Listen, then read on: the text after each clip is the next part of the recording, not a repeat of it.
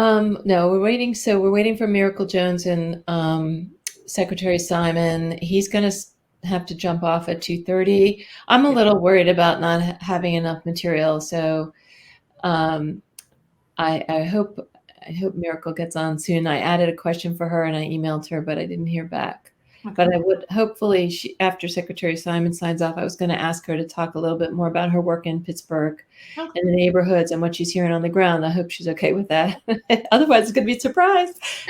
Yeah, we make it work. So it's. I'm sure there'll be questions. Last year, it was fine. There were questions, and it was a really nice conversation. Yeah. But mostly what I'll do is when we get to Q&A, what I'll do is maybe come back on and I'll or we can grab the questions if there's anything in the chat or the Q&A. Well, I'm a little worried that our two other presenters aren't here, but I'm going to look for lipstick while we're waiting. So okay, we got 2 more minutes technically.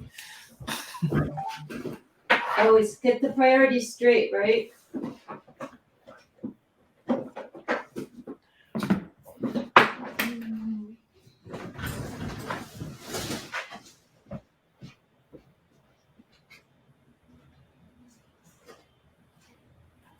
I'm going to check something actually.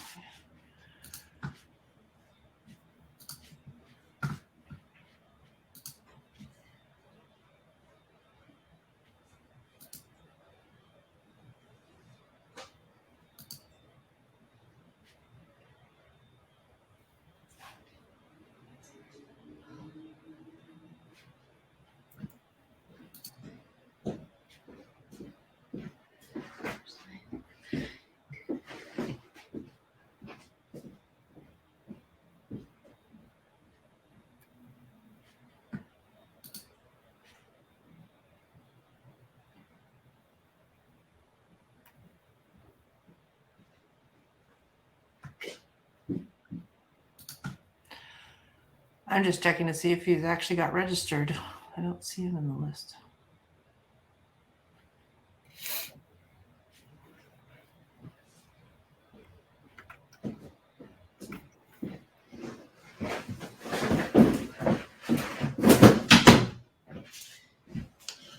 Well, they've all disappeared, so there we are.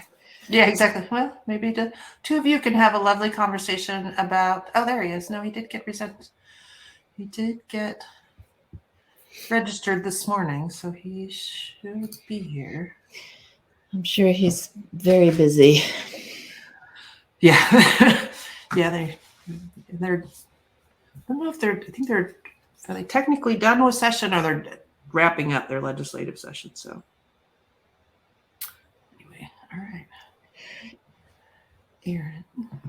Is it a time zone issue? That's a really good question.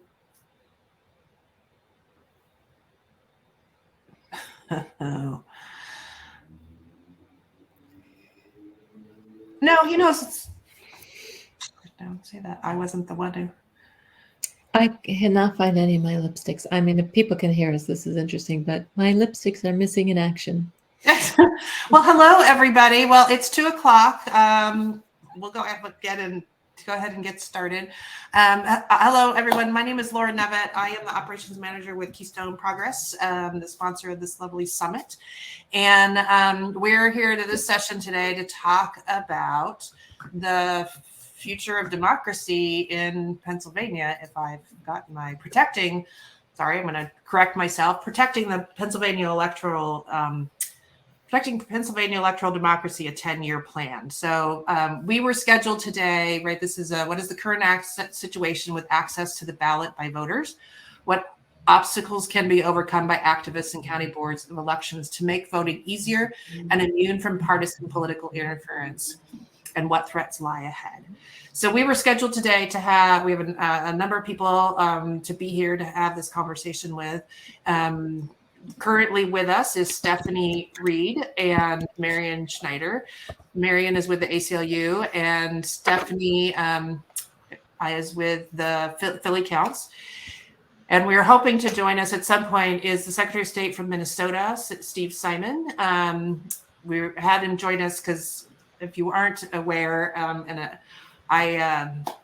place I lived for many, many, many years, but Minnesota has generally always the highest voter turnout and voter participation in the country. And so wanted to have the secretary here to talk a little bit about why that is. And maybe we have some things we could learn from and use in Pennsylvania. And then Miracle Jones, who is from Wood Hood, hopefully will be at some point. But I'm going to pass it off to Marion.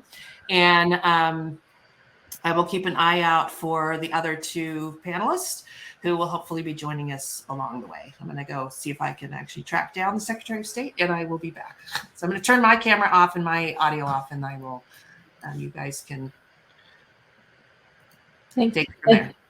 Thanks so much, Laura. And thanks, everybody. Good afternoon, and thank you for joining our session. My name is Marion Schneider, and I'm the Senior Voting Rights Policy Counsel for the ACLU of Pennsylvania. And I formerly served as the Deputy Secretary for Elections and Administration in the Pennsylvania Department of State. And I've been an advocate and litigator for voting rights on behalf of voters for more than 16 years.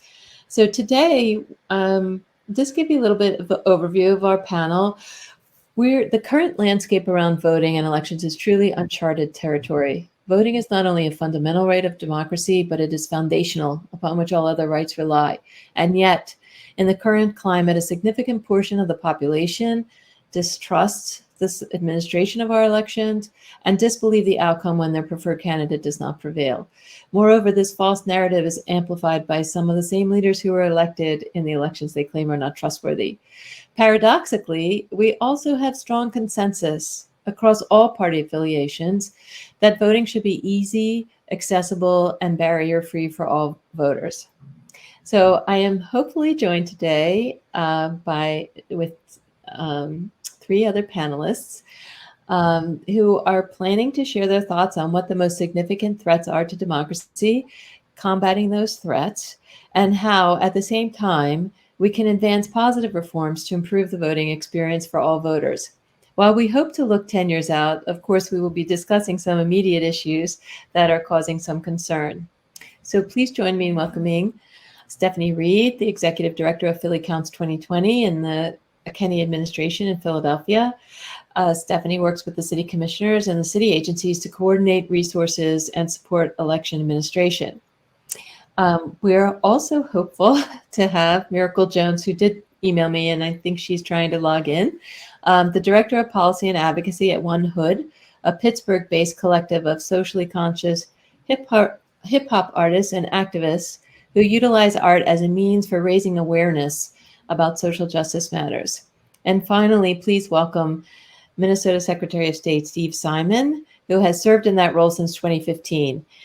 Before becoming Secretary of State, Secretary Simon was a representative in the Minnesota House of Representatives for 10 years, where he chaired the House Elections Committee in 2013 and 2014.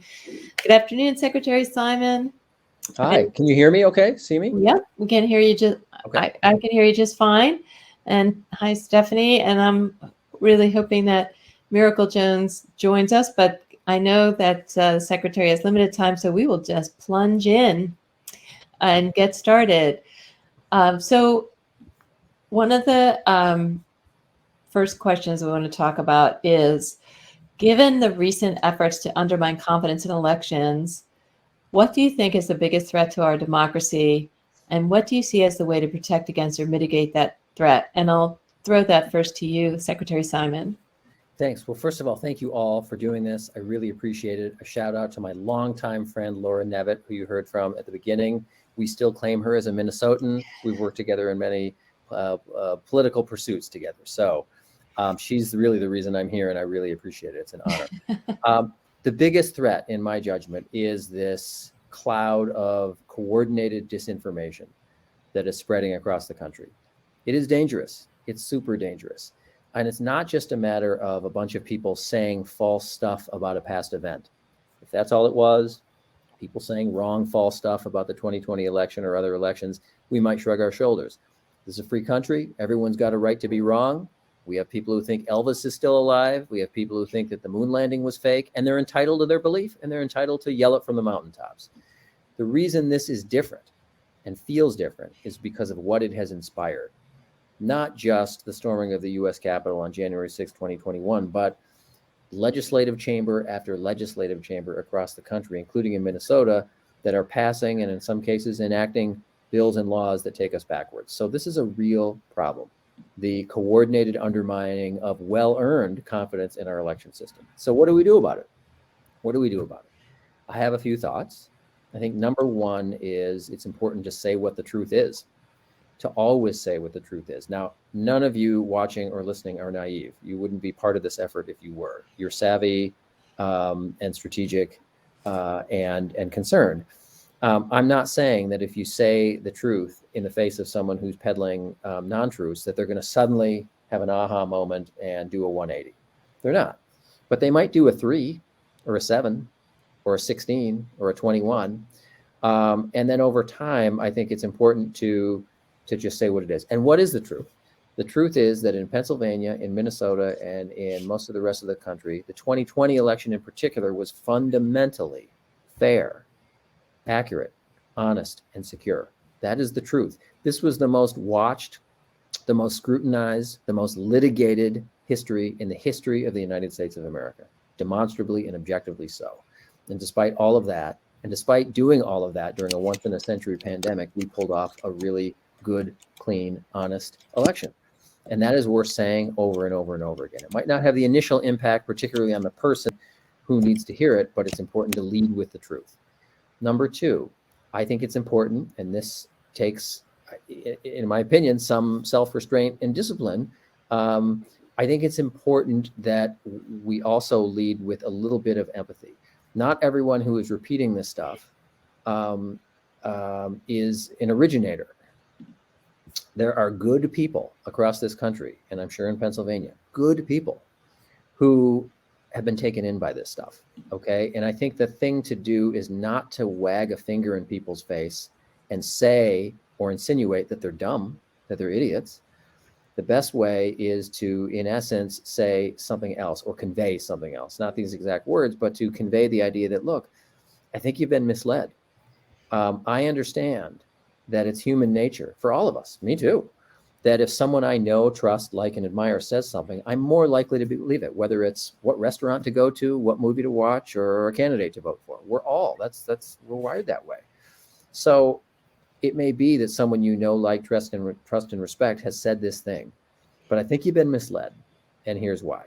Rather than wagging a finger in someone's face and kind of calling them names. When I was in the Minnesota legislature, someone gave me great advice in my first term, an older veteran legislator. If you want someone to make a U-turn, you got to give them room to turn. And that isn't accomplished by right at the outset just being all up in their face and doing the equivalent or literally yelling and screaming. So I think that takes care. And I think that's another thing. And then the third thing, and this is where the truth really is on our side. And I say this as someone who does election administration, obviously, but this isn't just some wonky technical issue. The third thing I think is explaining or introducing or reintroducing the election system as it is, not as it has been falsely characterized. I mean, so many people just have a fundamental disconnect about what the system is, who does the vote counting, under what circumstances, why are things the way they are, and that leaves space for conspiracy theories and disinformation to flourish, not just show up, but to flourish.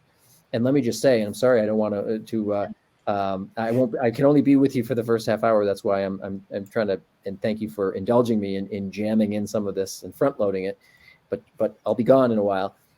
I often, as I told Marion and others when we were preparing for this, I use a Pennsylvania specific example when I travel around Minnesota. Honest to God, I do. And here's the example I use. Many of you are painfully familiar with it, but just so you know, and I think it applies anywhere. One of the problems with disinformation is that there's often a kernel of truth to it. It's not wholly made up. It's something that starts with a truth that then goes horribly awry. And the example I use is the city of Philadelphia.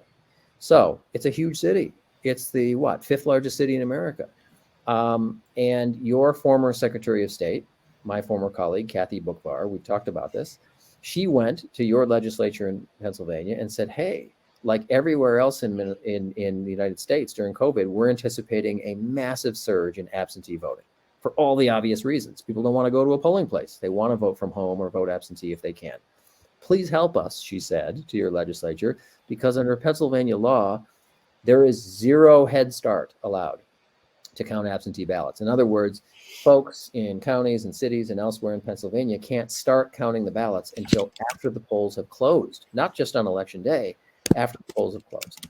She said they're not going to be able to get timely results. Give us what Minnesota and other states have. Give us a few days or a week or ideally 2 weeks of a head start. We had 2 weeks in 2020. They could start opening and processing 14 days before the election.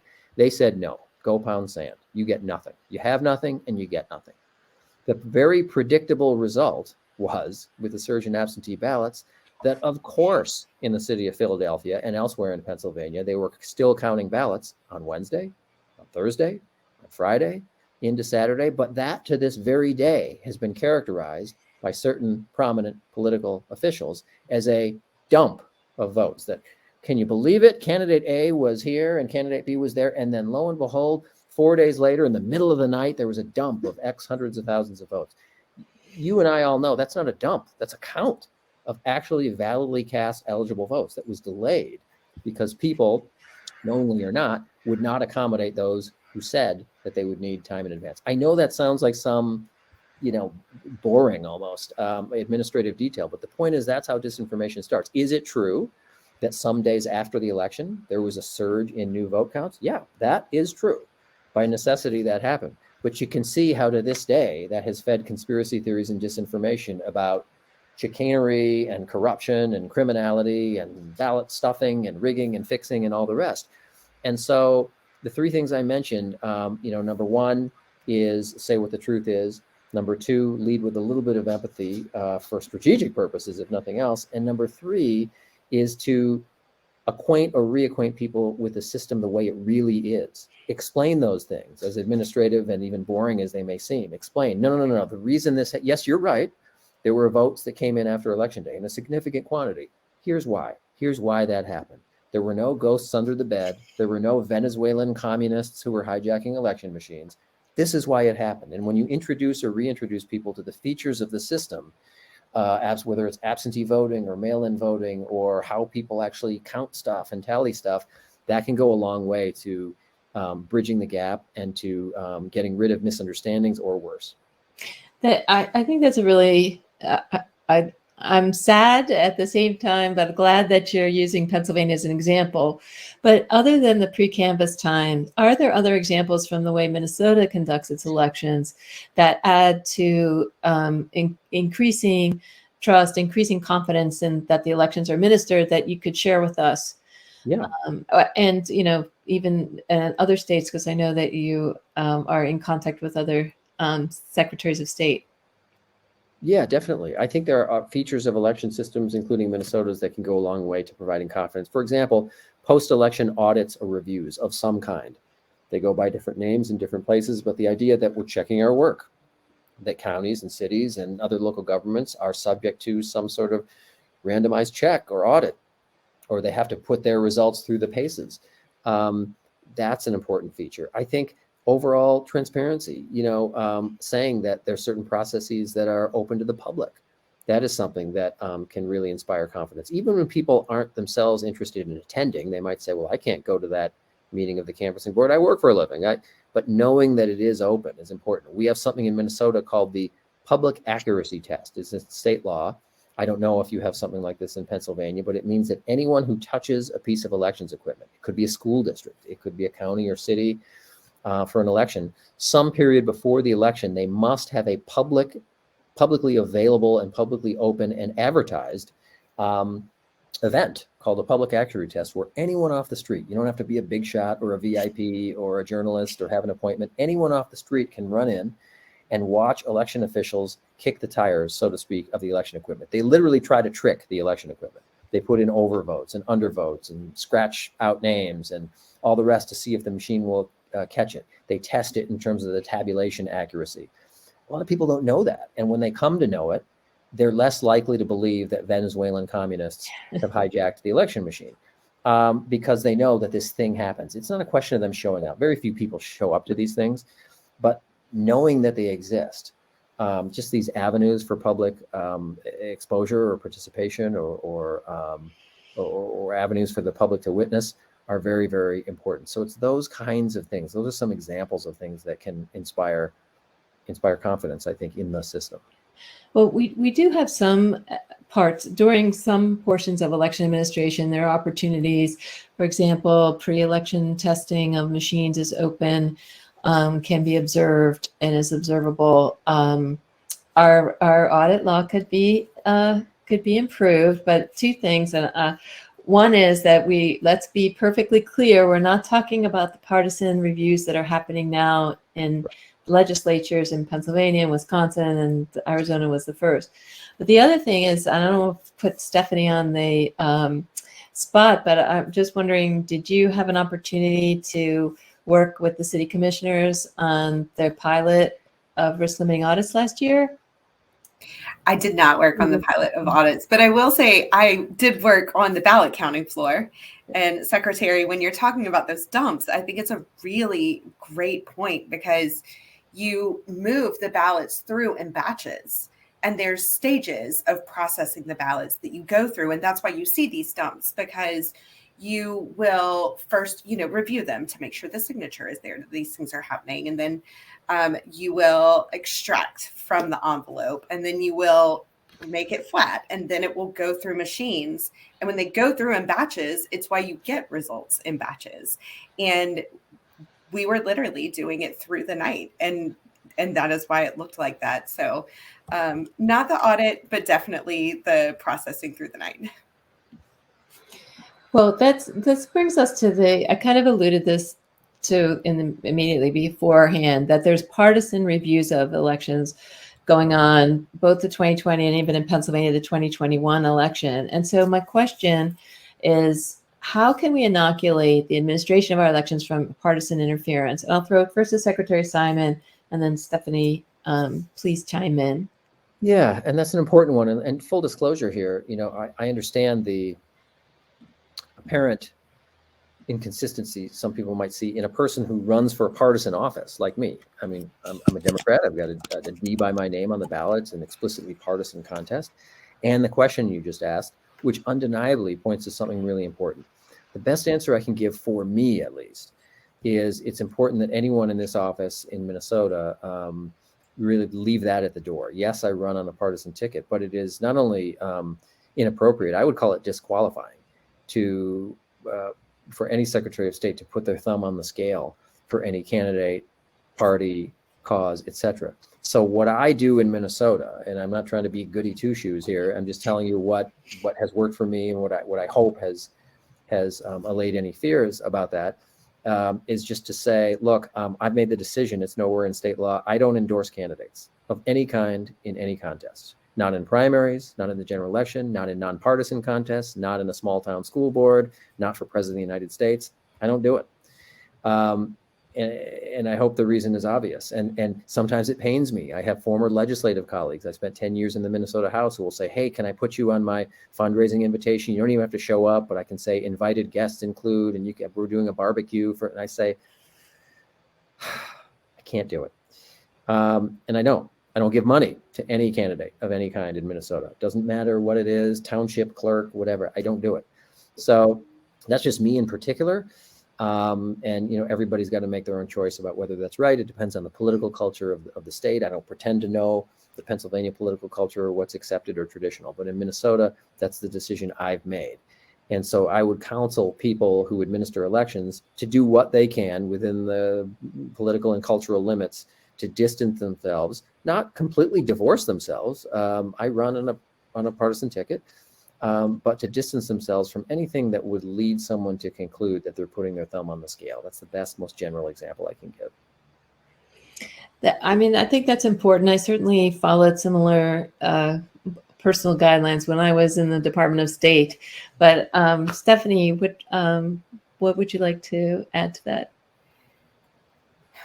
So from a local government perspective, Secretary Simon talked about this. We think a lot about mis and disinformation, and how are we going to make sure that when mis and disinformation happens, we are able to counter that. And we currently struggle at the national level with extreme distrust in federal government, state government, and unfortunately now local as well. In 2021, Gallup did a poll and they looked at trust in government at all these different levels. Federal government was at a staggeringly low 39%. That's the lowest it's been since 1997. There's only 2 other years on record when trust in federal government was lower than that. It was 1972 and 1976. Yeah, which is like really says a lot about where we are. But today, these numbers track very closely with which party is in the White House. That's probably no surprise to us at all, right? So when Democrats are in the White House, we see really low trust in federal government from Republicans and vice versa. So pushback from federal government is actually not going to do that much to convince people who think that elections are being manipulated to the advantage of another party that that's not happening. And state government's a little better. They clocked in at 57% on trust. Still pretty far behind local government, which came in at 66%. And over time, I think we've all come to rely on local government as good messengers as far as government is concerned to deliver the kinds of messages that require trust. But we've seen considerable erosion of trust at the local level as well. So from 2020 to 2021, we actually saw a 5-point drop. And there's been an average 4-point drop over the last 15 years. So even at the local level, we've seen this erosion. And that data tells us that while local government may be best suited among levels of government, there's still a lot of work that we need to do to reestablish that trust. And the truth is, if our constituents don't trust us in general, then they're not going to be very likely to believe any information that we're sharing to counter misinformation related to election administration. So I think the question for me becomes, what do we do about this? And there's a lot of general consensus in the idea of engagement. Engagement's important. We need clear ways to get feedback, incorporate that into policy services. Over the last 10 years, we've seen engagement get embedded in initiatives and offices and all over government. And it's well-intentioned and it's a good step, but it is often underfunded, it's sporadic, and it's centered on single specific action items that government wants. It's about, I'm going to come out and I'm going to engage you so I can get what I want and then probably not be there anymore. And the truth is this kind of engagement does very, very little to rebuild trust. And in fact, what it really does more is diminish trust when we pack up and we leave when we have what we want. And the truth is, who can blame our communities for losing trust when that's the model that we're using? So in Philadelphia, we've been focusing a lot on changing the way that we as local government think about engagement and really centering the needs of community members, establishing lines of communication to rebuild this trust. So in our Philly Counts office, we've been working for 3 years on a number of different initiatives, but the whole time centering the needs of community members while we're out. So when we are talking to people in the community, we always start with asking if they have unmet needs. And then we work with them to share resources, address those needs. And after we've talked through that, then we will talk to them about what it is that we want. We've done this on topics like census, around elections. Right now, we're doing it with COVID vaccines. But what it has done is created this space where people in the community know that when we come and talk to them before we deal with what we want, we're going to address the things that they need for us to help them with. And this type of ongoing, coordinated, community-centered engagement can do a lot to rebuild trust. It takes a lot of time, a lot of resources, and intentional, very collaborative planning, which is complicated for government because we know we're very siloed. And it's not fast. Trust is earned. And that earned trust, I believe, is one of our most valuable tools against bad actors that want to diminish our democracy. Because when they say these things that are not true, and we come back and say that's not true, we've already established that place where the people in our communities believe us because we've been working with them for a long time. Right.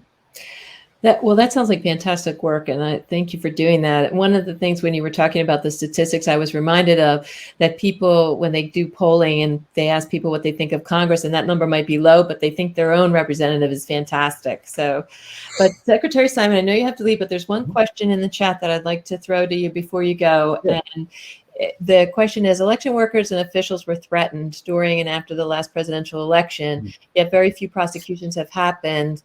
What can be done to hold those making threats accountable to the law? I know that's a tricky question, but any experience you have with that you could share would be great. We'd be grateful. Yeah, I support the efforts underway at the federal level and in Minnesota to augment the law to make it a little bit easier. And the fine line, I think you would... Easier to prosecute, you mean, yeah.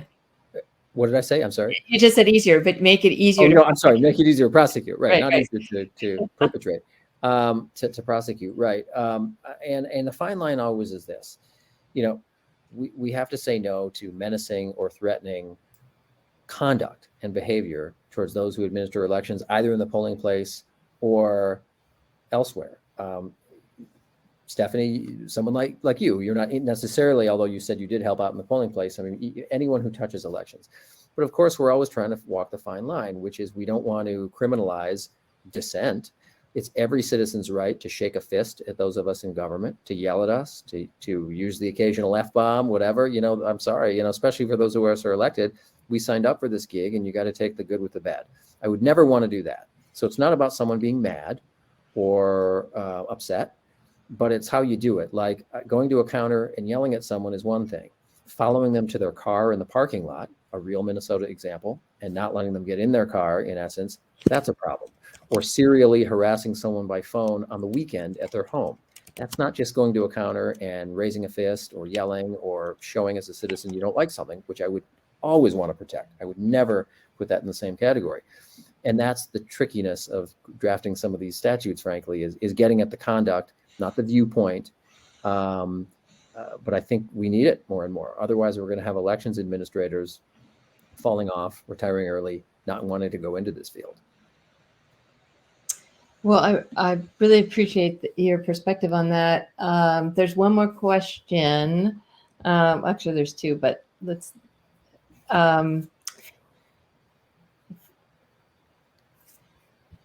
This one is about gerrymandering. I'll get your point of view, Secretary Sami, before you jump off. Should the should the elimination of the Electoral College be a goal in a 10-year plan?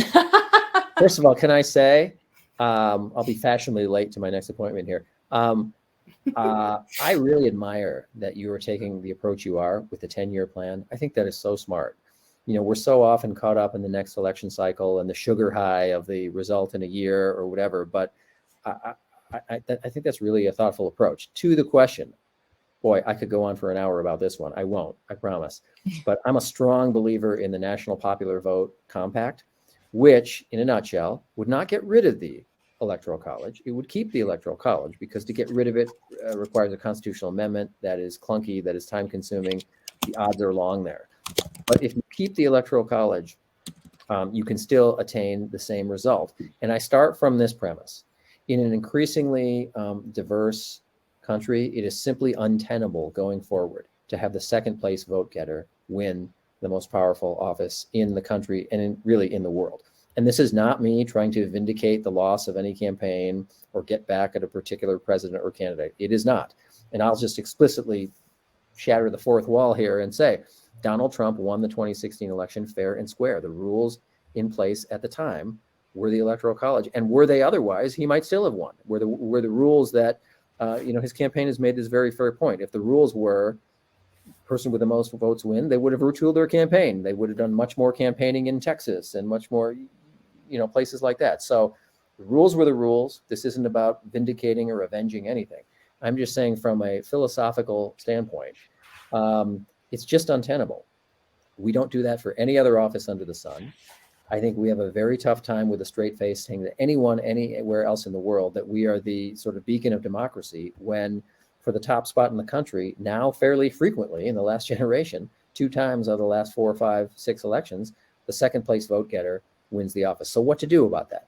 Quickly, the Electoral College is basically a point system. forget that clunky title, Electoral College, whatever. It's a point system. The more people you have in your state, the more points you get.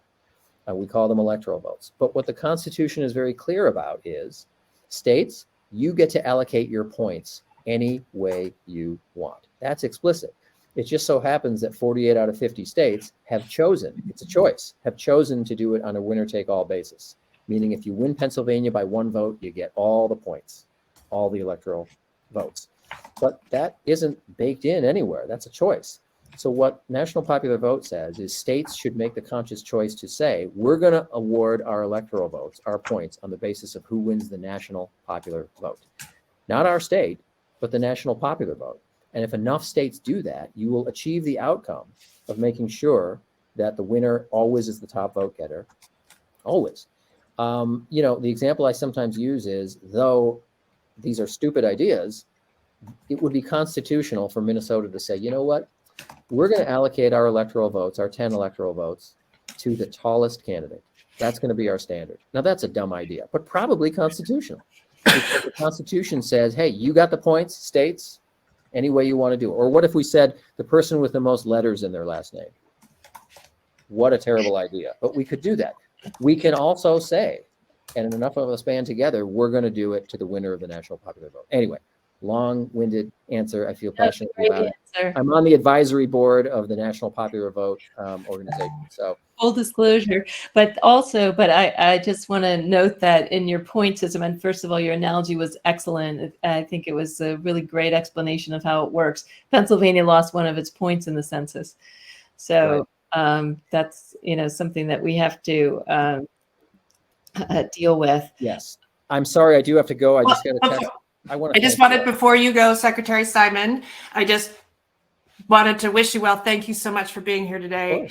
As always, I'm, as most people know, I'm particularly biased. I think Minnesota has one of the best Secretary of States in the country. But you guys do good work there, continue to do good work. And so, and also, you're just a wonderful person and human being. And, I reached out, and without hesitation, he agreed to be here today. So I appreciate that. Say hello to your family and your kids, and I hope you're off to do something fun and be outdoors, maybe, if it's not too cold. So be well. Thank you. And we'll probably be back in touch. My pleasure. Thanks all. So Laura, before you go, can you call Miracle Jones, please? Oh, did she? I tried. I left her a message and she doesn't call me back. So. Okay, we're having technical difficulties. So Stephanie and I are going to. I'll try again. I'm going to go off, but you guys continue chatting. I'll see if I can track her down.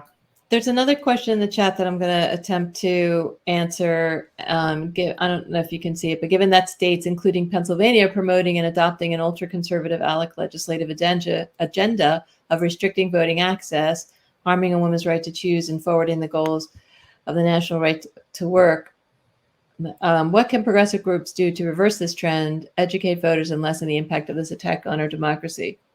Well, first off, I think that underscores how important the 2022 elections are in Pennsylvania. The governor's race is very important because at the moment, the governor is vetoing restrictive bills that would set us back, that would turn back the clock on the advances that Pennsylvania has made. So I'm just going to underscore the importance that elections matter and who wins elections matter. Secondly, I think connecting the dots with voters between the outcome of elections and all of these things, like the rollback of women's rights and the barriers that are being erected to voting, are really, that is got to be the number one priority for progressive groups. That connecting of the dots to the elections, and I want to kind of draw on some of the things that Stephanie was talking about that the Kennedy administration is doing by going out to constituents and asking what needs do you need to be met. That's really important because it allows voters to do that connection, to make that connection between what the needs are and how elected officials can meet those needs.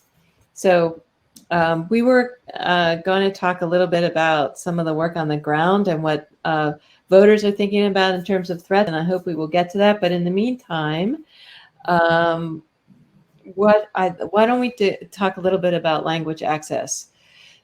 So as you know, the census, and as Stephanie well knows, the census was just concluded. And after the decennial census, under the Voting Rights Act, the Department of Justice designates counties that are required to provide voting materials in languages other than English. And in Pennsylvania, we have 3 counties that have, and this has been this way for a long time, Philadelphia, Lehigh, and Berks are required to provide voting materials in Spanish, but Philadelphia was also designated for traditional and simplified Chinese.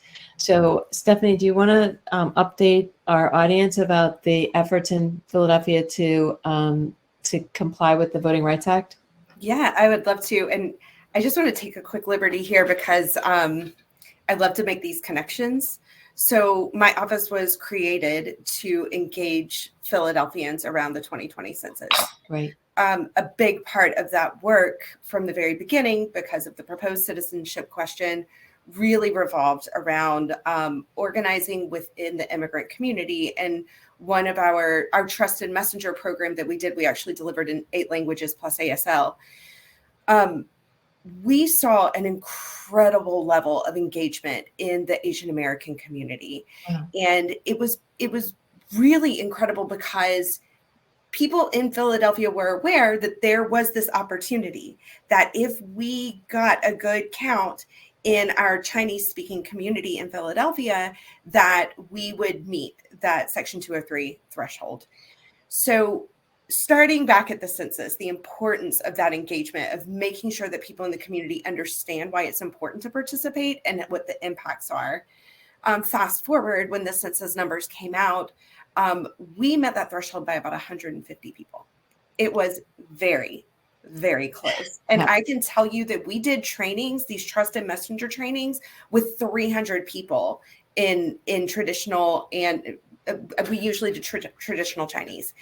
And just one of those trainings could have made the difference. And I think that a lot of times we have a tendency to think this, like one moment where I participate or where someone else participates, does that really matter? And I feel like this is such a great example, because now this matters for all Philadelphians that speak traditional Chinese, or that speak Mandarin and read traditional Chinese. So fast forward, here we are. We need to implement this. And I will say, so I've been leading the project management around implementation. And I think that when we began working very closely to support the city commissioners, I would say that we all felt like it was going to be pretty overwhelming. I don't think there was anyone who thought this is going to be fine, no big deal. And we took a very serious approach to it. And to be honest with you, I think we have all been pleasantly surprised at how smooth it's gone so far. I mean, there's always hiccups along the way. But I think that because we have had a very thoughtful group pulled together, I think we've been able to avoid some of those. We are fortunate to have a very strong Office of Immigrant Affairs in Philadelphia. And Mayor Kenny has always had a very strong focus on language access. And I think that foundation within the city has really helped us, because we are used to doing things in lots of different languages. We're just doing it in something different now. And we have, as I said, been working very, very closely with the city commissioners to support them in any way possible. Interestingly, some of the biggest challenges that we've run into are things like supply chain. So for example, now we need more envelopes because we need to print another language, and it was already hard to get the envelopes that we needed. It's interesting, the problems that have actually ended up being the most difficult. So we are just thrilled to be able to implement Chinese language in the primary, and are continuing to document very carefully and think about how we can expand this to additional languages. Well, that's a great segue, because I want to talk a little bit about the Coalition for Language Access, which is a group of grassroots organizations in Philadelphia that have been advocating for increasing language access to other languages that are not mandated under Section 203 of the Voting Rights Act. And I think when we talk about how many, there are tens of thousands of Philadelphia residents who speak another language. And recently, the city council had a hearing in which we talked about the unmet needs of some of the residents of Philadelphia. And having just gone through this process of adding Chinese, now you've got all these lessons learned. And it does, though, come down to a matter of resources and having the resources to do the implementation. We were very pleased with Mayor Kenny's endorsement of this, and the city commissioners have exhibited some support. So I just want to mention that around Pennsylvania, I mean, in all of these gloom and doom scenarios, when we talk about election subversion, here's one proactive thing that is happening with groups across Pennsylvania, is not only in the counties that are required, but in Philadelphia expand to different languages, and then in other counties, you may not meet the threshold for the Voting Rights Act, but you have a critical mass of people who speak another language other than English, and doing the advocacy around those in those counties to expand the efforts would really increase participation among those groups. And I'm just, I mean, I use Lancaster County as an example because they are not designated, and yet they provide their ballots in both English and Spanish because they have a huge Spanish-speaking population, just not enough to reach the threshold for Section 203. And it's a pretty rural county too, so population is a little spread out. But I feel like that the efforts to do things like that proactively are things to celebrate in as we are trying to avoid election subversion. So I want to also turn it back over to you, Stephanie, because I know one of the things that I want to talk about is what kinds of what would be some of the vision for proactive reforms that would make voting easier and more accessible. And I know you have a topic that's near and dear to your heart that you want to talk about. I do.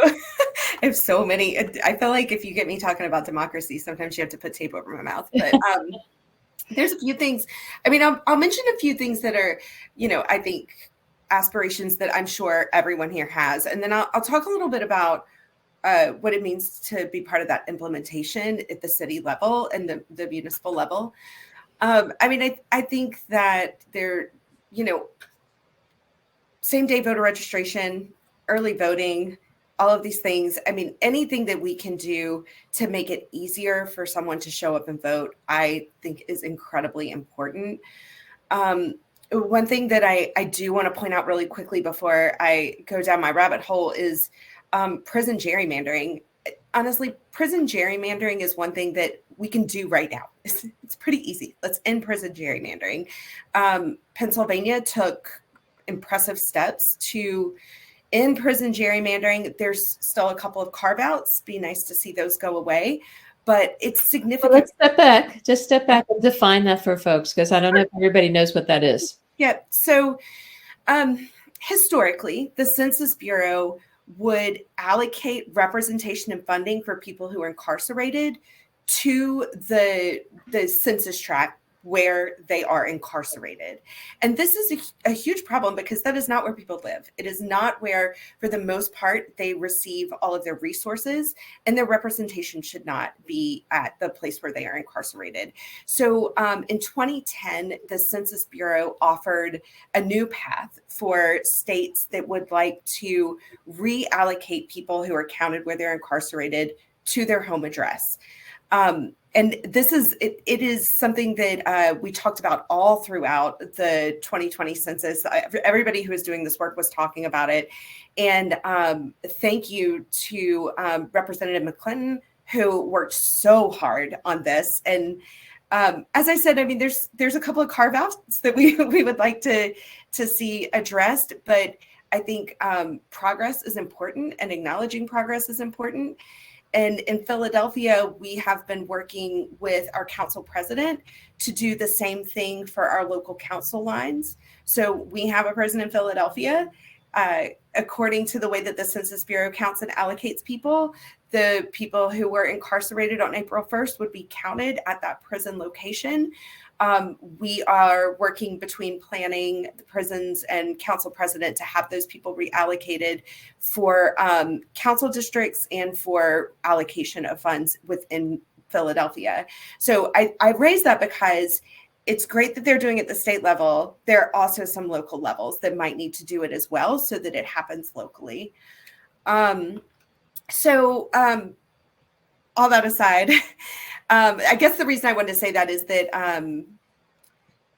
our democracy is predicated on representation, and people should be counted at their home address. And as far as implementation, this one's quite easy. It's just a matter of political will. So now, if I could, I want to talk about implementation considerations. So you, Marion, you touched on this earlier. 2019 Act 77 was passed, allowed for no excuse absentee voting. This led to a huge increase in mail-in ballots and the expansion of drop boxes, and then in some places like Philadelphia satellite election offices, which is wonderful. This increased access to voters, and timing couldn't have been better. COVID changed everything. And you may remember mail delivery was also really weird at that time. Sometimes mail would not make it. So the ability to vote at your kitchen table and drop off a ballot at a drop box solved problems that we could have never anticipated in 2019. In Philadelphia, we took that one step further and we opened 17 satellite election offices. And those were used by roughly 150,000 people. The offices were strategically located in communities of color that had lower access to City Hall and a higher need for expanded access. So this had a direct impact on voting equity in Philadelphia. And I strongly believe that this is the model we should be using for every election. The satellite office model. Yeah, yes, because we don't have early voting, right? But this ability to walk into an office, a facility, and request a ballot, put your vote on a ballot and drop it in a drop box feels very much like early voting. You know, the issue becomes the not pre-canvassing that we have to open them all at 7 a.m. on election day. But the problem, Ohio's had that for a while. Just saying. yeah. The problem is that this is very expensive. Access is expensive. And the way that our elections are funded in Pennsylvania is most of it, except for some sporadic funding, like the funding in 2019 for electronic voting machines, most of the funding falls on the local municipality. And a funding model like that places the heaviest burden on communities with a lower tax base, and it perpetuates the challenges that have long been experienced by those communities of color on election day. We see this in our education funding model as well. So in addition, there's been outside funding. I'm sure that many of you saw just this week, outside funding around elections has come under attack in Harrisburg. But the fact that the jurisdictions need that funding just highlights how important it is for Harrisburg to increase funding for elections. And our modern elections require technology, increased access, staff. It's expensive. It is so expensive. And we can't expect for a municipality with a lower tax base to be able to provide the same access that a wealthy jurisdiction would do. And that, to me, is a fundamental equity issue that is showing up in elections right now.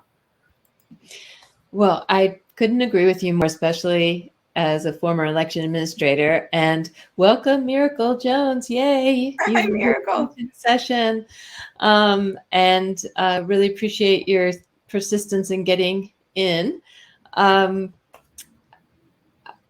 think you're muted, but I would love for you to tell our audience about One Hood, what it is, and also about your work in Pittsburgh and what you're hearing from, hopefully, if she's muted, so maybe Laura can advise. Hey, Miracle. So you should be on the bottom of your screen, you see a little video camera. Do you see that, and a microphone? Is she on the phone? Are you on a phone? Oh, that could be. Well, while we figure this out, the other thing Is your phone muted? I wanted to, I don't know how it works on a phone. Neither. Tap your phone and see if you get a menu. When you were talking about Act 77, Stephanie, I like to say that Act 77 was put into the COVID accelerator. And because it was 10 times as many, we had 10 times as many mail-in ballots as we had absentee ballots. So in 2020, it was 2.7 million. 2016, we only had 260,000. So that was a huge increase and would have been challenging for any jurisdiction, even the most robust jurisdiction. Also, some of you may have heard there is a lawsuit challenging the constitutionality of Act 77. The Commonwealth Court, which was the initial court that the case was filed, ruled that the Constitution requires an amendment in order to enact mail-in voting.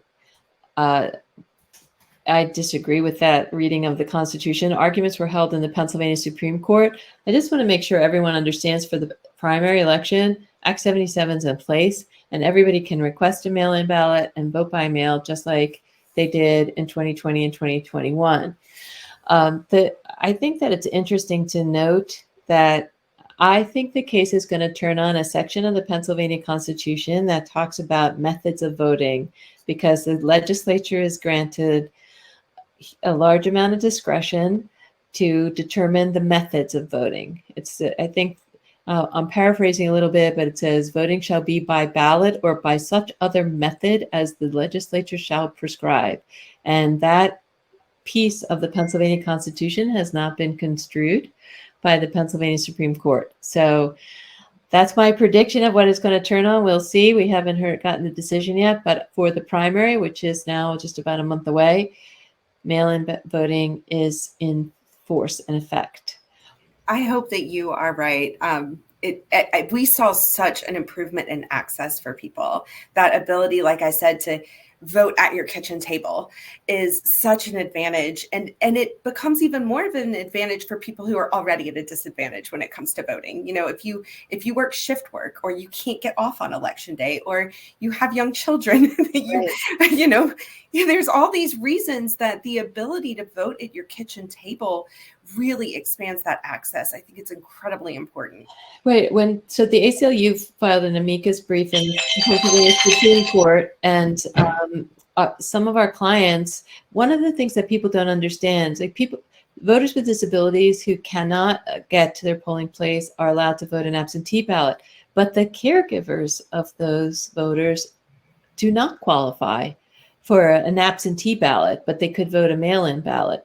And I think, and also on the flip side of that, there are voters with disabilities who want to go to their polling place and who want to participate in the precinct, just like everybody else. And so I think that it's really important to keep that in mind.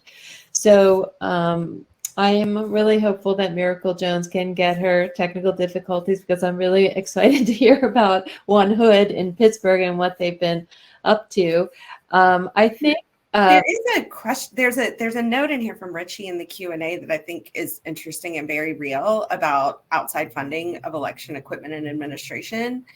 And Richie notes that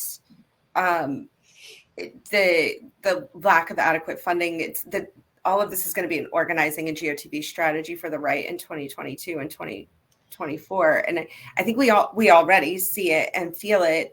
And I think the big question is, what can we do to prepare? And I really think that we need to start talking about, like, is there some sort of state level funding that needs to be provided around elections, and how would that happen?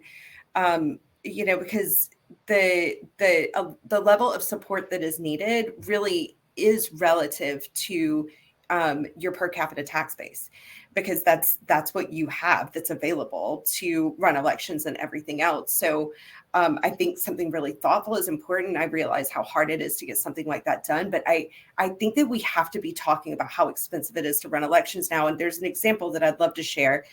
Last year, I took a trip with the city commissioners out to Seattle to observe their election. So in Washington State, they do mail only, which is very interesting. And one of the things that they did that blew my mind, you can go online and you can print like basically an arts and crafts, like make your own envelope. So if you want to go online, you could like print out like basically like a template, and you cut it and you glue it and like you make your own envelope, secrecy envelope at home. This is really amazing what they're doing out there. But one of the things that really stuck with me, because I had just not really thought about it, and it really drove this home, is that we are running 2 elections right now. And 2 very different elections. It's not like there's a lot of crossover. And that is incredibly expensive. And while, of course, we are excited about this access, what's happening is that these cities, as I mentioned before, that need that additional access the most, have the hardest time paying for that additional access. And that is a huge equity problem. And we've got to figure out what we're going to do about that, because, you know, with the need of increased technology and this running 2 elections at the same time, where is that going to come from? So I think that it's really important that we're thinking about this and raising awareness as much as possible. No, I couldn't agree more. And if we were to adopt early voting, that would be a 3rd election that we would be running. I do want to point out there is some funding from the state for certain election activities. Obviously, the Department of State is funded by the legislature. However, I think that we're the 5th largest state, and we have the 4th smallest state election administration office. So we're woefully understaffed in terms of our population for running elections. There was federal funding during the pandemic as well that went to the states, especially for security. And that's the other thing, that this landscape is different, because certainly starting in 2016, when I was still at the Department of State, the security issues are paramount. So not only do election administrators have to be really good administrators, they also have to understand the IT aspects of running an election and the IT security aspects. And there are plenty of counties in Pennsylvania where there's only 1 person in that elections office, or maybe 2. And it's just not enough to be able to deal with all of the threats of the election. And, you know, the other thing that is added on top of that right now that is new is people security, safety security. Right. You know, I mean, as an election administrator, you have to be very concerned about the safety of the people who work for you. And that's a whole nother layer of costs and concerns. So it is just one thing on top of another, making this harder and harder. Well, I'm hoping Miracle will let us know when she's able to join the convo. Just back to Richie's question. So first of all, I don't think these grants will be repeated.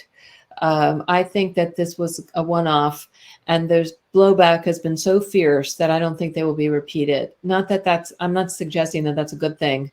I'm just saying that the reality is the blowback was so severe that they will not be repeated. So they may organize around it, but there's not going to be, certainly not in 2022, are there going to be private grants. As far as what to do to prepare, I think that the real question is, how do we hold the legislature accountable for failing to act in this regard?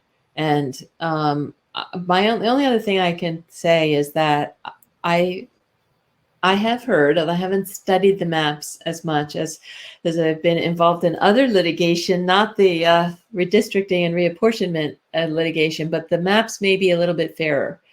So, and if they are, some races will be more competitive. And that's where holding the legislature accountable for their failure to act and their failure to fund elections at the same time. Note that it's at the same time they're complaining about election administration, right? They're saying, this is bad, it's full of fraud. Oh, we're not giving you any money to help you. That's that's the accountability piece. So in any event, let me see what's in the chat. Okay, great. It's being recorded. So the last question, and I'm gonna hope that Miracle does get to join us, and then she can talk about One Hood. But the last question we were going to talk about is, what are the recommendations for the best way to get involved before the 2022 and 2024 elections? And I can throw it over to you, Stephanie. I was going to talk about poll workers, volunteers, stuff we're doing in the counties, but what would you suggest for the audience? I would, poll workers is the big thing. You know, the city is, I think next week we'll start putting out poll worker recruitment on all of our social channels and doing emails and helping the city commissioners recruit. I think that you're right. That's a really important part of it. And there's a lot of other ways that people volunteer. So I think, if that's, helping do voter registration or, going and talking to people at their doors, I think that's important too. But poll workers. Yeah.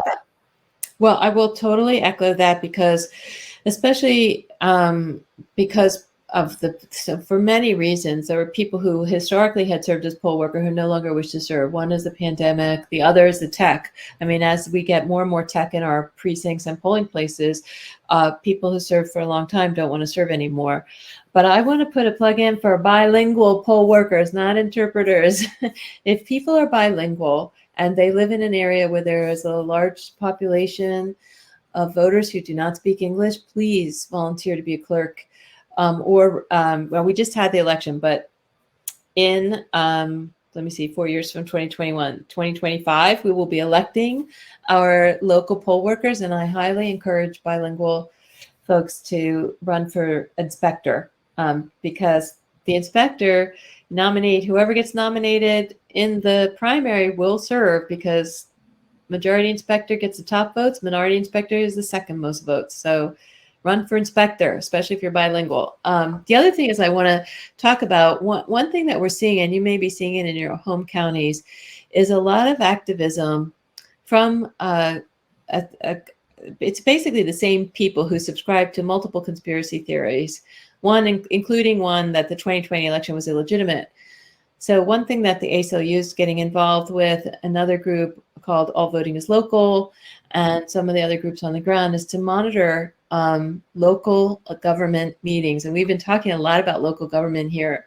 But for those of you who are not in Philadelphia, or even if you're in Philadelphia, go to your township supervisor meetings, go to your county commissioner meetings, go to the school board meetings, just to understand what's happening, what's going on, because I know I live in, I'm in Chester County, and I know that there are groups of people who go to the county commissioners meeting every time there's a meeting and ask them to do something about the 2020 election. And there's nobody on the other side of that.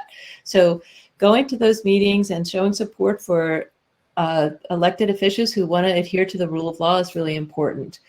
And that's what I'm encouraging people to do. And then just talk to your neighbors about, and I think asking questions, I think Secretary Simon kind of hit that, of you're not going to change people's mind by getting up in their face, but kind of listening and asking questions and then trying to persuade is one way. So I'm going to encourage people to so at the top, if you look on the right of your screen, there's a little arrow.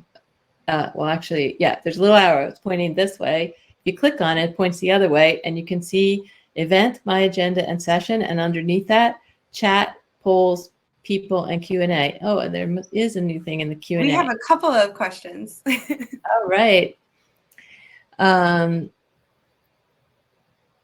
So we can go back. I can answer the funding. Actually, I can put a link in the chat, but that Richie says the accusation is that money went to municipalities and counties that are Democratic strongholds. And that was Mark Zuckerberg's money. That money went to whoever asked. Whatever county asked for it, got what they asked for. And there were actually quite a few Republican-controlled counties that received grants. And there's a whole report on who got what and how much money. But I think that the real point of that is that the Democratic counties asked for it. So Stephanie, do you want to take Pat's question? Yeah, I think, Pat and Simon's questions are both great. So, Pat, I think there's a few things here. I mean, some of this is poll workers talking to their neighbors about being a poll worker. I think, we always encourage in the engagement efforts that we do, that the people who are engaging talk to people about that.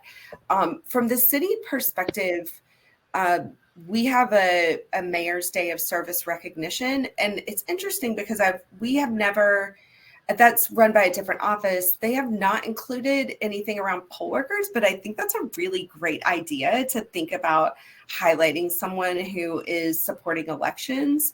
So I think that's really smart. And the other thing that I'll say about this is I never thought about the importance of when we're doing recruitment, including that in the message. We do that for a lot of other things, like in Philadelphia, we have block captains, or, support your local park. I don't know how much being a poll worker, I think people assume they'll be close to home, but I don't know that it's necessarily framed like that. So I think it's a really good recommendation, just that we be very aware of messaging that helps people think about being a poll worker as doing a service for your community, for your neighborhood, which we know is something that's really persuasive and important for people. Let's see that.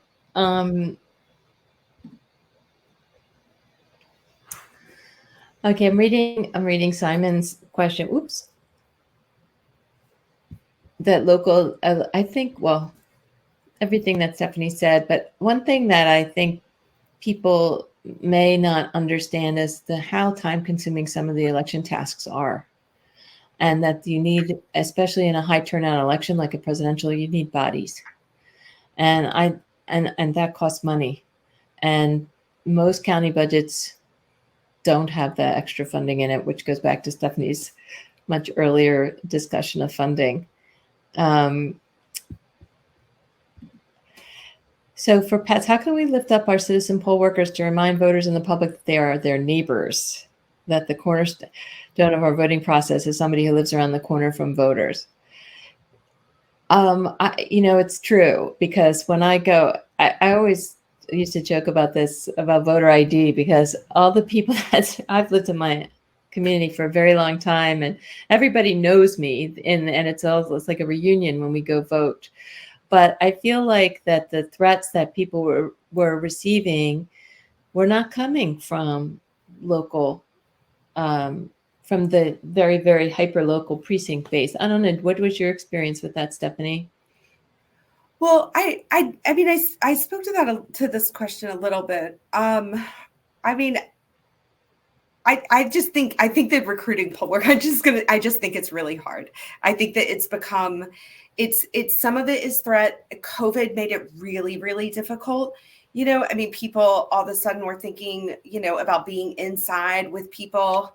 And I don't know when that's going to go away. I don't think it's like all of a sudden one day we're going to wake up and COVID and the way that it changed our life is going to be over. Yeah. And I think that that's a really important thing that, like, I don't know when. I think it's more a question of if we're going to find ourselves in situations where we want to pack people into rooms again. Maybe one day, I don't know. But I think that this really does impact poll worker recruitment. And I think particularly you were speaking about the traditional poll worker being older, and that even further impacts not wanting to be in a closed, packed, busy space, subjecting yourself to potential COVID. So I think that that's going to continue to be a challenge.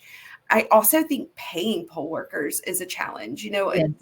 We have seen, I can't remember how much it was, but the last election, New Jersey, they really went up there. It was impressive what they were paying.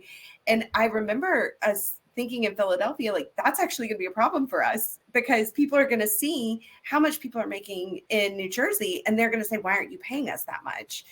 New York City too pays their poll workers a lot. Yeah, there's just a lot of these things that compound upon each other, but we've got to figure out, people say this all the time, so I usually try to avoid it, but nobody's said it yet. So I have to say it. We got to figure out how to get young people more involved. Right. Well, there's programs. I mean, and I don't know that people know them, but high school students. So there's two things I think that would really help. One is get the word out about high school students serving as poll workers. They could get, that's community service, all you people applying to college. They can, the high school students, especially 17-year-olds, can serve as poll workers as long as they get approved in advance. But the other thing is, I think that employers should do more to encourage employees to give them paid time off for serving as a poll worker in the way that jury duty is. So I feel like partnership with employers to encourage their employees to take that time and serve as a poll worker and not have to use a vacation day, but just have that as a separate paid time off category, I think would go a long way. I think that the other thing that's going to take a little pressure is if Act 77 continues, despite the increased pressure on canvassing, there's a little bit less pressure on the polling place if a lot of people, vote by mail, because then there'll be fewer lines. You're going to have part of your electorate has already voted, so you're not going to have as much of a turnout. And that's, I think that this year's election is going to be a high interest election, and we will see large turnout. But we haven't really talked about in the future. I actually wanted to, one thing I want to mention is a trend that we're seeing and something that I would like our audience to recognize and be prepared for. But we mentioned before that the governor is vetoing restrictive legislation. So the workaround for that is to put constitutional amendments on the ballot. And the constitutional amendments that are being proposed, and there are dozens of them, first of all, it's a terrible way to legislate. And it does a disservice to voters, because under our law, the text of the constitutional amendment doesn't appear on the ballot. It's a plain language statement and a summary that is the only thing that appears on the ballot. So there has to be some, the voter has to do some homework to really understand what they're voting on. And the things that are being proposed to be added to the Constitution aren't meant to be in a Constitution is meant to be an overarching document, not get down into the nitty gritty of like what kind of ID is good at the polls, So I do think that there will be, we're going to see that increase, that effort to legislate by constitutional amendment, and it's something that people need to be prepared for, and it's going to require an enormous public education campaign for people to understand. And the bad thing for voters is that we don't have ballot initiative in Pennsylvania. We have not. It's all the majority party who controls the legislature are the ones that get to put the constitutional amendments on the ballot. Many other states have ballot initiative. California has the most permissive. That's why their ballot has so many things. Their ballot's very long, many other states have some form of ballot initiative, and we have not. We do not have that. So it's just a terrible way to legislate. So I don't know what any other thoughts that you might have when we look 10 years out. What do we see? Can we even look that far ahead in this climate? It's so funny because I feel like COVID has really affected my ability to, like, with any confidence, look too far forward.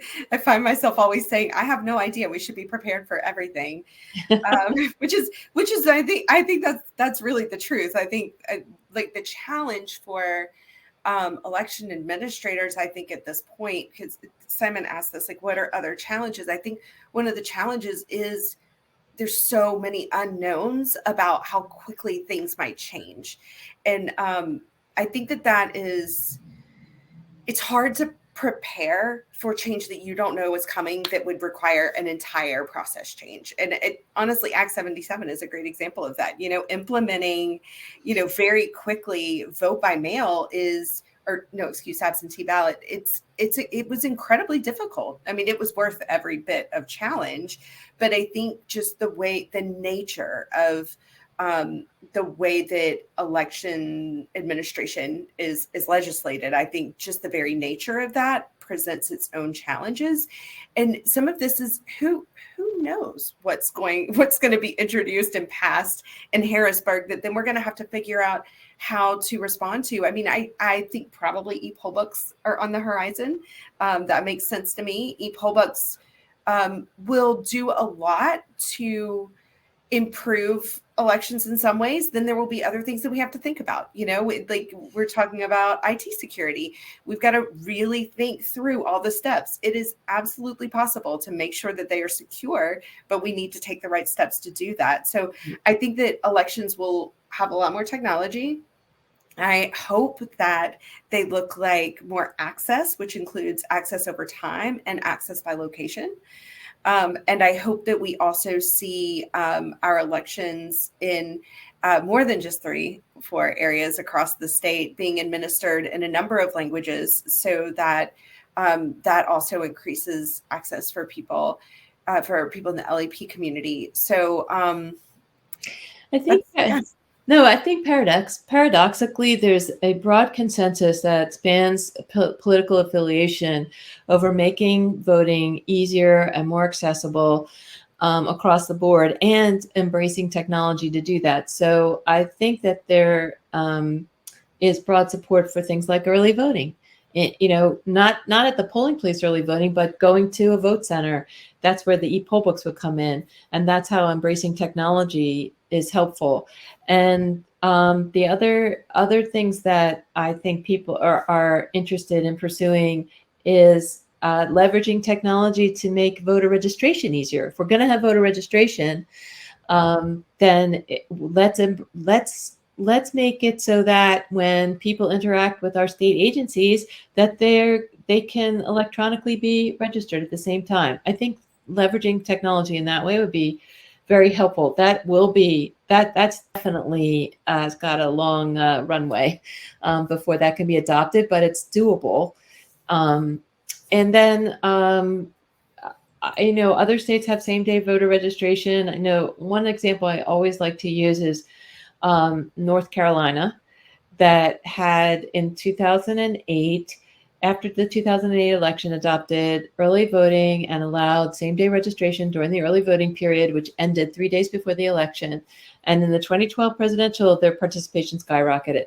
Now, after that, they rolled a lot of that back. But that period, that window of time, demonstrates the combination of giving voters options for when they can vote, and giving them an option for registration really increases participation. So I think those are the kinds of things that we can agree on, no matter what our affiliation. And so but we have to have common sense guardrails around those things that don't exclude voters. That's the real thing, is when people start talking about fraud, whether it's cybersecurity or the alleged fraud in elections. We have to balance what does that mean, and some steps are unnecessary, especially when they disenfranchise voters. So let me see. There's a question. While you're looking at that, one other thing that I want to say, because I haven't said anything about this, and I think it's really important, is that these issues around access are especially important in rural parts of the state. And when you live in a rural part of the state, the ability to vote at your kitchen table is very important. That you're talking, it could be 20 minutes to get to wherever you're going. So it can really make a big difference. And I think that sometimes we have these conversations through the lens of more urban environments, which is important, but I think it's also important to point out how they're beneficial for rural areas as well. I think that's an excellent point, a really excellent point, because there's some of our counties are very large geographically and have sparse population. So even getting to a polling place is an effort, and but not only is it for the voters an effort, but it's an effort for the election administrators because they have to staff those polling places and they have to get people to work them and set them up. And that's where and it's very interesting because back in the day, not too long ago, I would say an overwhelming majority of county election directors were very much interested in expanding mail voting for that exact reason that you raised, Stephanie. So we have a question about voter cleaning up the voter rolls and voter purges. So there, first of all, I like to call it's list maintenance, and list maintenance is governed by the National Voter Registration Act for federal elections and has been adopted in Pennsylvania statute.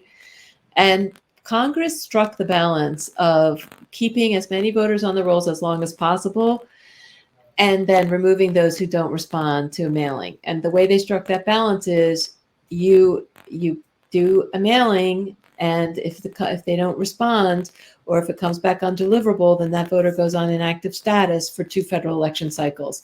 So in Pennsylvania, the mailing doesn't occur until the voter hasn't done anything for 5 years. So it basically takes 9 years to get voters off of Pennsylvania's rolls. That said, Pennsylvania does belong to the Electronic Registration Information Center, which for whatever reason, and there's plenty of Republican states that are members. Pennsylvania was a member. We became a member when I was in the department. We were the 20th state. I think there's more than 30 states now who are members, and they share data for the purpose of identifying voters who have moved to another state so we can get them off the rolls in the state from whence they came. So there are tools out there. The federal law does not allow voters to be removed within 90 days of a federal election. So those windows are observed. And I feel like there are bad actors who try to purge the voter rolls. We saw that. We've seen it in Florida many, many times. We've seen it in Texas. We've seen it in a lot of, unfortunately, the southern states. So we have to be vigilant about it. But that brings me to another one of my favorite topics, and it's about data, getting data from the government, public data, so that we can look at these things and see what the outliers are and see who's been removed and why they're removed. So, but at this point, I'm just looking at the clock. It's 3:24, and unless other, I'm so sorry that Miracle Jones was unable to connect because of technical difficulties, and that Common Cause Pennsylvania was not able to participate, unfortunately. But I think I really enjoyed having a great conversation with Stephanie, and I hope you all enjoyed it as well. There's something let's see what's in the chat. Marion had said, had made a comment about how it is good, voting from home is good for rural voters, but yet they'll go and rally against voting, and demonize it. And I just replied and said, it's really interesting to me and incredible how often people will go against their own best interests because they have heard mis and disinformation. And I think it just shows how much work we have to do. I think so. And I think that there is some irresponsible behavior among elected officials. So that's something I don't know that we can control, but just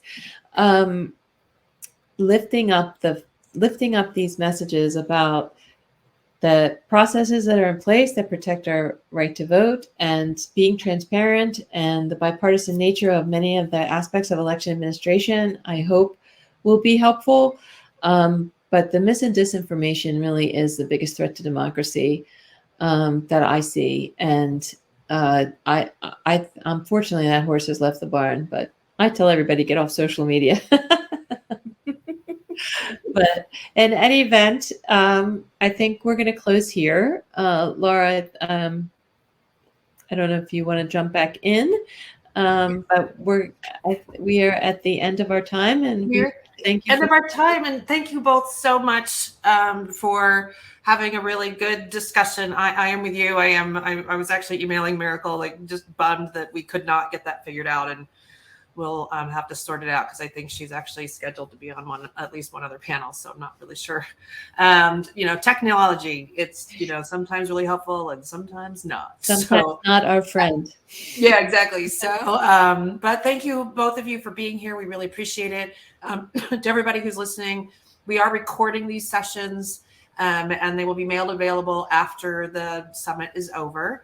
And I would just accept, everybody go back to the reception area, check out our full schedule. We have lots of good stuff coming up. Poor People's Campaign is coming up this afternoon, although you've got kind of 3 good ones at the same time. But Poor People's Campaign and a panel on the youth vote, and U.S. Senate Forum later this evening. The Congressional Legislative Black Caucus will be with us this evening to have a conversation.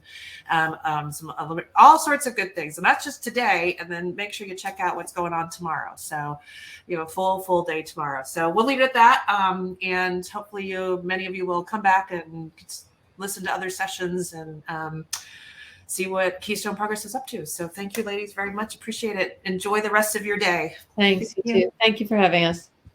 Bye-bye.